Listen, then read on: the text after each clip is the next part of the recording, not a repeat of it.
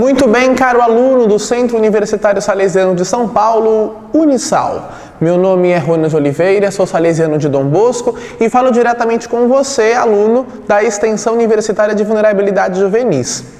Nós estamos juntos percorrendo um caminho muito interessante para adentrarmos a questão das vulnerabilidades juvenis e, sobretudo, a questão do cárcere juvenil. Com isso, nós fizemos uma série de aulas onde nós pudemos entender juntos a questão, por exemplo, da concepção juvenil, de onde é que ela vem, como é que nós entendemos e como esse jovem se entende nas realidades contemporâneas. E mais do que isso, nós entramos também na realidade infantil e percorremos um itinerário interessante desde o Brasil colônia, desde o Brasil império, desde o Brasil pertencente a Portugal e como eram vistas essas famílias, não é? E, claro, conseguimos compreender desde a primeira aula como os fatores históricos e os fatores de desenvolvimento influem na realidade juvenil. E mais do que isso também, a questão da realidade familiar. Como a família, ela é importante dentro dos berços juvenis, dentro dos berços dos seres humanos. E com isso, elas são uma realidade, uma escola de aprendizado para o ser humano que virá a ser adulto no tempo seguinte. Hoje, nós vamos compreender nessa aula justamente o quê? A questão da família e das mudanças familiares e dos contextos familiares na nossa contemporaneidade. Percebam que, ao longo do século XX, houve uma grande mudança, um grande entendimento sobre a família.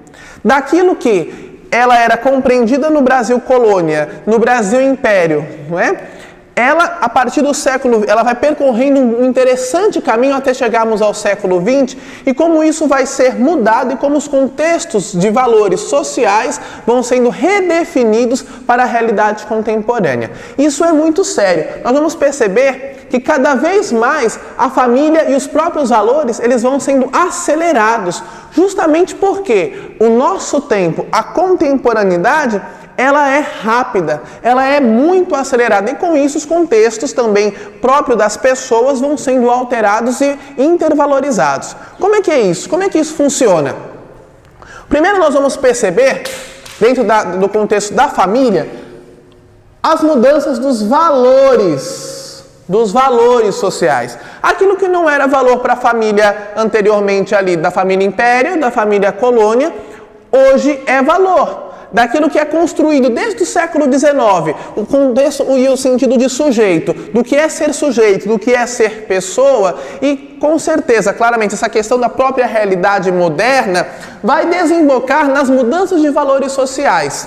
E essas mudanças, elas contribuem, por serem aceleradas, elas contribuem fortemente para a questão do individualismo e da competição. Como assim, Ronald? Primeiro, vamos conversar sobre a questão do individualismo. O individualismo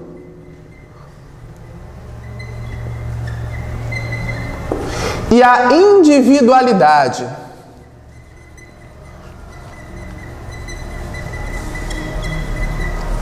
Esses dois nomes, esses dois conceitos, eles são conceitos diferentes e que, dentro de uma passada rápida de conteúdo, podem ser confundidos. Por que digo isso?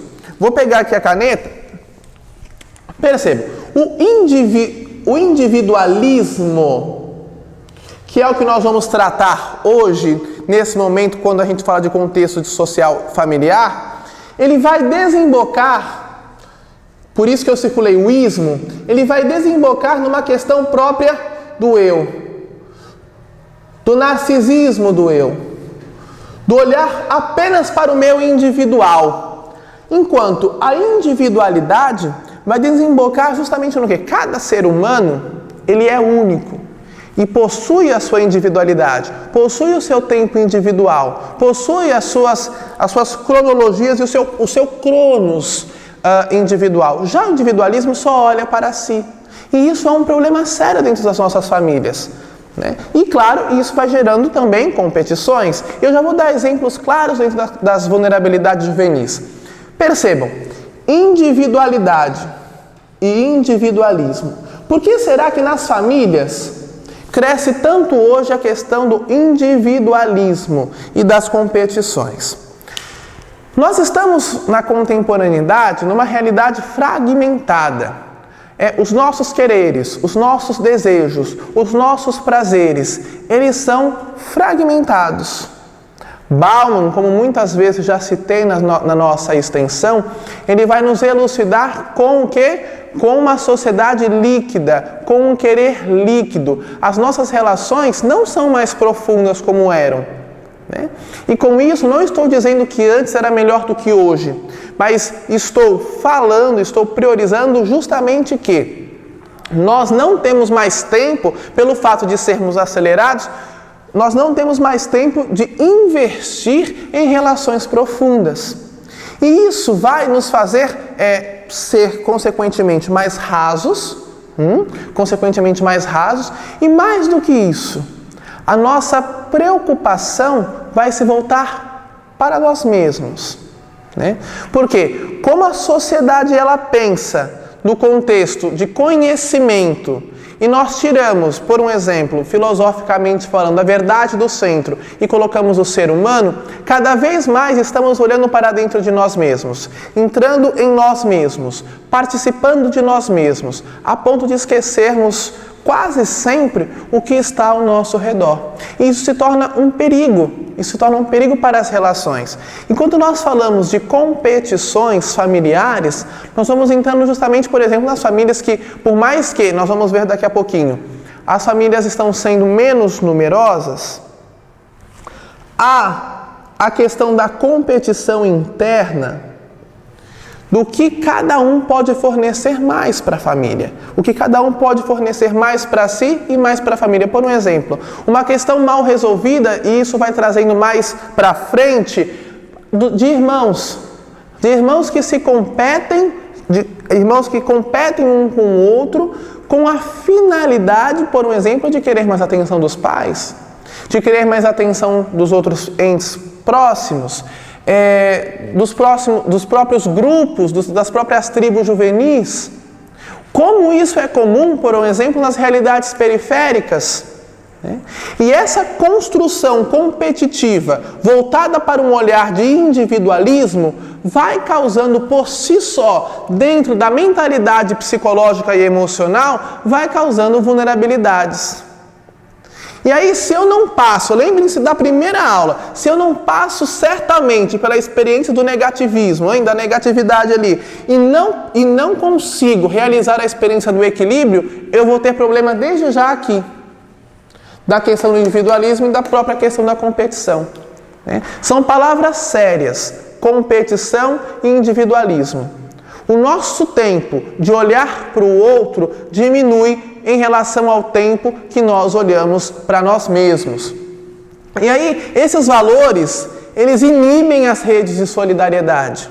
Por quê? Se eu olho para mim, se é eu que preciso ficar bonito, se é eu que preciso ter a roupa de marca, se sou eu que preciso ter o carro do ano, se sou eu que preciso ter o celular do ano, eu vou inibindo as redes de solidariedade. Primeiro, mútuas. As redes de solidariedade entre os entes, entre a família. E depois, com toda essa questão da construção da própria imagem, lembrem-se das redes sociais, imagem real e imagem ideal, eu vou perdendo os vínculos de solidariedade.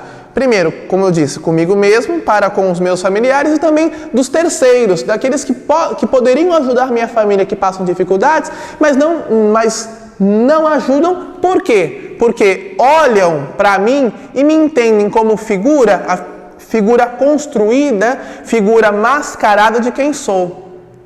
Quantas vezes nós encontramos com jovens que a família passa fome, que a família precisa de cesta básica, e andam com colarzão de ouro, que andam com o celular do ano, ou que passa fome, tem dificuldade, mas tem uma televisão de 54 polegadas. Como isso é comum, às vezes, nas periferias. Mas o que é que está por trás? Lembrem-se, nós precisamos entender os gritos. O que é que eles querem dizer? Não é? O que é que eles têm para nos falar? Eu tenho uma casa caindo aos pedaços, mas ao mesmo tempo dentro dessa sala, que às vezes é sala, cozinha e quarto, eu tenho uma televisão de 54 polegadas. Qual é a pergunta que nós precisamos fazer diante dessa realidade que nos assombra? E aí essas redes de solidariedade social, elas não permitem que haja contribuição para transformar a família em uma célula isolada. A família, no berço do século XX, pelo fato dela se transformar em seres individualistas, ela vai se tornando justamente e não precisar, e não querer precisar dessa rede de solidariedade, ela vai se tornando o quê? Uma espécie de célula solitária. Ao invés de eu entender a família como um berço de sociedade, que vai se integrando às demais células sociais, eu vou entendendo a família como ilhas. O outro não tem nada a ver com a minha vida. Eu não preciso que o outro saiba do que eu preciso. Eu corro atrás das minhas coisas, eu nem corro e fico lá. Eu vou me tornando, a minha família e eu, sobretudo, vou me tornando o quê? Seres celulares isolados uns dos outros. Não me permito que o outro me ajude, eu não permito que eu ajude o outro, porque cada um tem sua vida e basta. Perceba como isso é sério? E essa própria questão de apenas olhar para mim mesmo, não querer que o outro me ajude, mesmo que eu precise, e eu não querer ajudar o outro porque o outro tem a vida e ele que se dane, ele que morra, não é esse o ditado de hoje? Eles que se matem. Essa fala que está na nossa realidade, ela vai elucidar o nosso pensamento de hoje. Percebam, estamos num tempo de quarentena, estamos num tempo de pandemia. Não é? Quantas pessoas estão necessitadas de ajuda? Mas tem gente que diz, bom, eu vou ficar dentro da minha casa, eles que se matem. Mas mesmo você sabendo do perigo que é sair, você não precisa sair. Quantas pessoas já estão realizando esse serviço, por que você não ajuda de uma outra forma? Mas é o não querer ajudar, é o não querer se colocar num patamar de solidariedade. Porque eu me entendo, eu estou bem, me basta. Eu me entendo, eu me quero e me basta. Isso é um problema sério.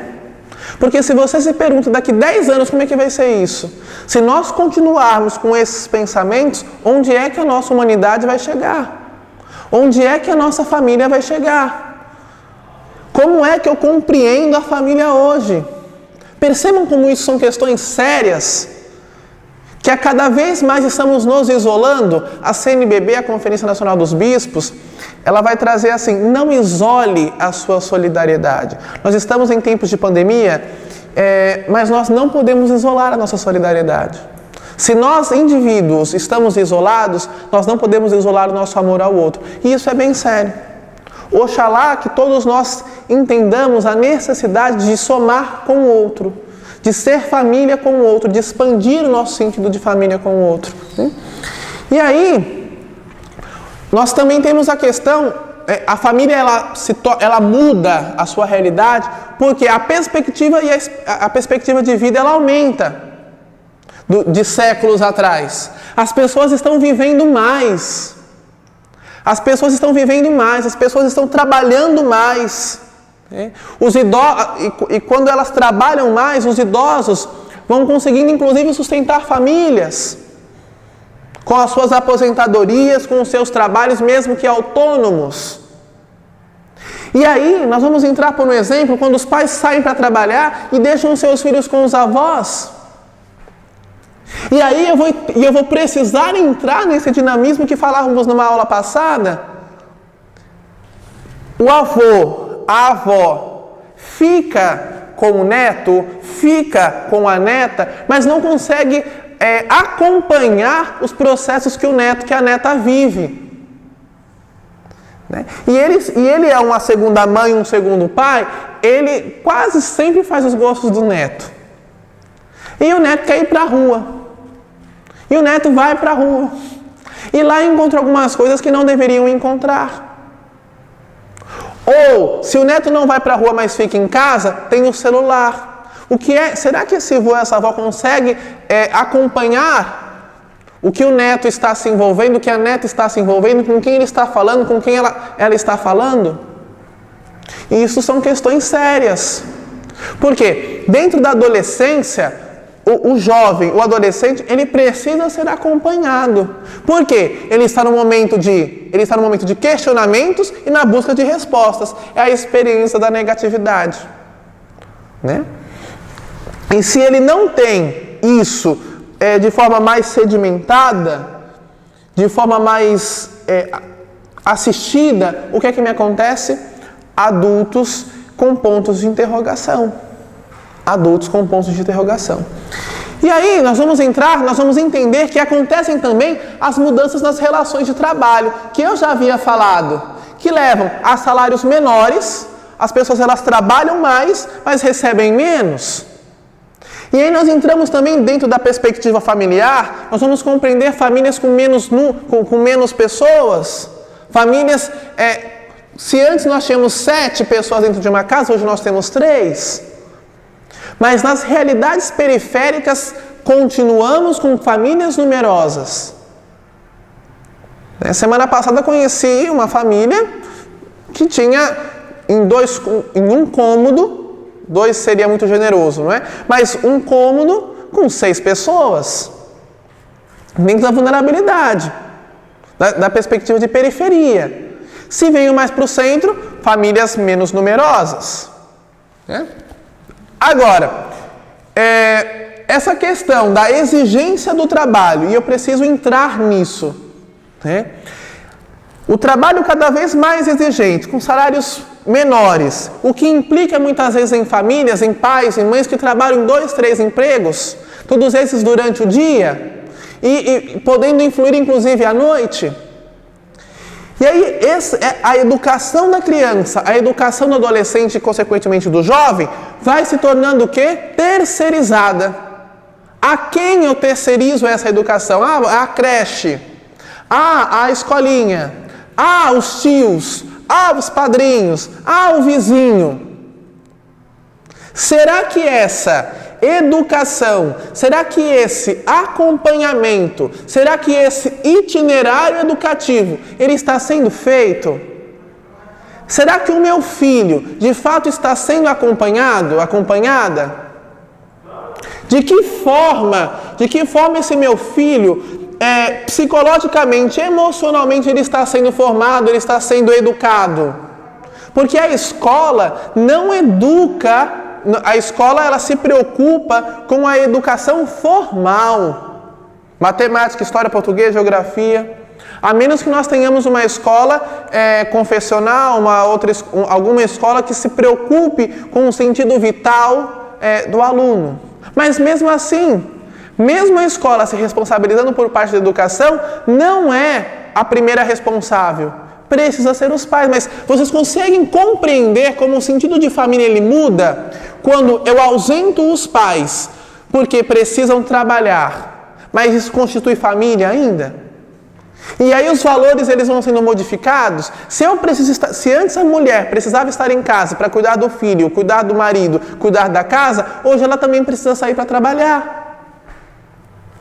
E os contextos de valores familiares, eles vão sendo modificados. Agora, muitas vezes colaboram para a dissolução da fronteira entre trabalho e ambiente doméstico, como nós já havíamos falado. A mediação das novas tecnologias de comunicação e informação tem levado o que se trabalhe mais tempo em casa à noite. É o nosso caso. Nós estamos vivendo um tempo de pandemia, a maioria das pessoas estão trabalhando em home office. E aí, a gente acha que estudar em AD, eu sei bem, estudar em AD, trabalhar à distância, em home office, é mais tranquilo porque eu estou em casa? Não, é mais exigente. E aí se torna cada vez pior. Por que estou dizendo isso? Porque eu estou em casa, mas eu não estou para a minha família. Eu não estou para a minha casa, eu estou para o meu trabalho. E aí entre um processo em outro, e um relatório em outro, o que eu vou fazendo? Eu vou trabalhando mais. E a vivência, e a construção de valores, e a construção educativa do meu filho, da minha filha, enfim, ele vai sendo corrompido. Agora, nos dias atuais, inúmeros outros fatores ainda afetam o modo como as famílias se organizam. e desenvolvem os vínculos entre os seus membros. Por um exemplo, como a queda da taxa de fecundidade, como eu disse, famílias menos numerosas ou famílias mais numerosas em espaços físicos peculiares, o aumento do recasamento, né, a questão dos casais de segunda, terceira, quarta união, a questão própria dos divórcios, tudo isso vai influindo na capacidade de ser família e, sobretudo, na questão do próprio filho e da própria filha, do própria criança, do próprio adolescente, do próprio jovem. Né? Tudo isso vai modificando, vai reestruturando, sendo reorganizado, ele vai precisar emocionalmente e psicologicamente se readaptar a essas questões, né? A queda da taxa de fecundidade, o aumento do recasamento, o aumento da escolaridade das mulheres. As mulheres estão estudando mais, como eu disse. Se antes ela ficava em casa, para cuidar do filho, cuidar do marido, cuidar da casa, hoje ela sai para trabalhar. E para ela sair para trabalhar, ela precisa estudar. Consequentemente, ela precisa ter uma graduação, um mestrado, um doutorado. Ela precisa. E é interessante que, se a gente parar para pensar, existem mulheres que estudam em alguns casos mais que os homens. E aí o homem que fica em casa para a mulher ir trabalhar. Percebam como acontecem as mudanças de valores por causa da questão social? E como a família ela vai sendo reestruturada e ressegmentada por causa dessas questões? Agora, nós precisamos nos fazer essa pergunta, e aí finalizo essa aula. A quais funções sociais a família responde na sociedade contemporânea? A quais funções sociais a família responde na sociedade contemporânea? Você vai responder essa pergunta e vai me mandar por e-mail. Muito obrigado pela aula, até a próxima.